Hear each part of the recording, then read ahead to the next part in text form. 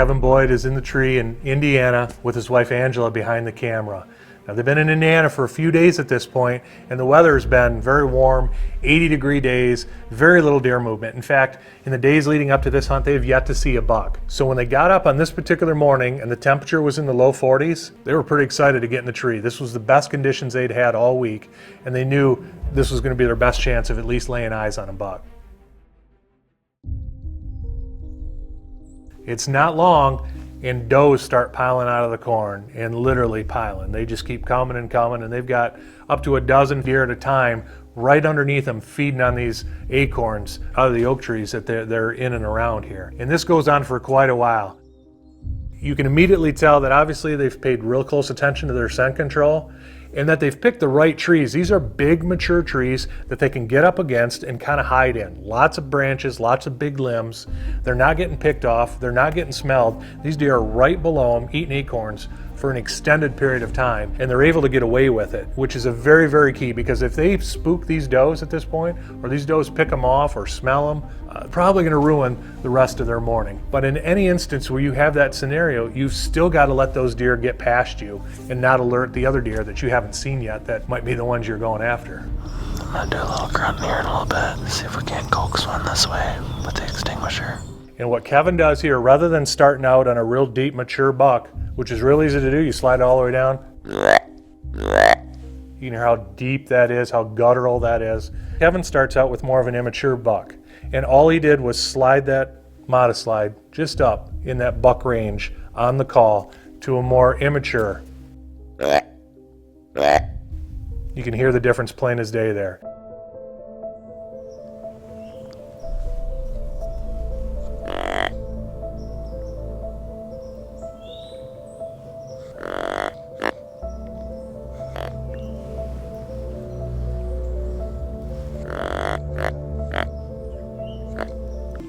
There isn't a lot of visibility here, and a buck can get on him real quick here. So in this scenario, Kevin and Angela were perfectly prepared for what could happen after he called. He makes the calls, he gets done, and they are scanning and they're looking and they're ready for anything to happen.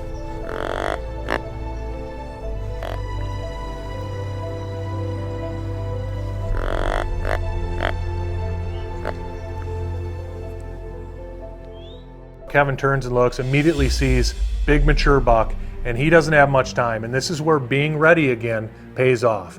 He's already in position. He simply grabs his bow, and about that time the buck is inside 30 yards, and this buck is following it in. He knows from the calling what he perceives to be happening.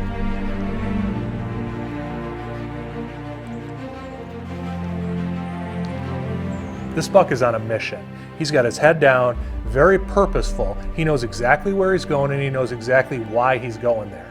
The illusion that Kevin created is convince this buck 100% of what's going on in this bedding area. And you can tell that plain as day by this buck's demeanor and the purpose with which he's doing this.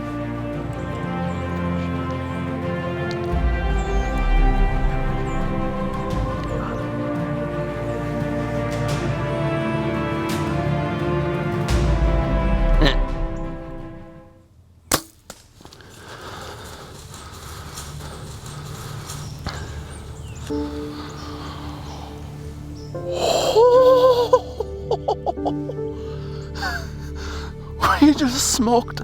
I don't even know what the heck it is. Holy cow. He looked like a nice buck. I think I just torched him. Oh my gosh. That happened quick. That happened really quick. I did a few soft grunts with the extinguisher call, and it wasn't long after that I had the biggest buck of my life come strolling down the lane and give me a broadside shot. I couldn't be happier. My biggest buck ever.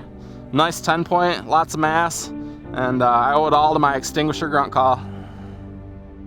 So a couple keys to this hunt.